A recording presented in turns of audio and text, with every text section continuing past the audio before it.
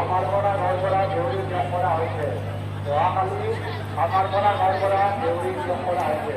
দেউৰীসকল হ'ল মণিকান্ত ডেকা, ৰঞ্জিত ডেকা, প্ৰভাত, প্ৰবীণ ডেকা।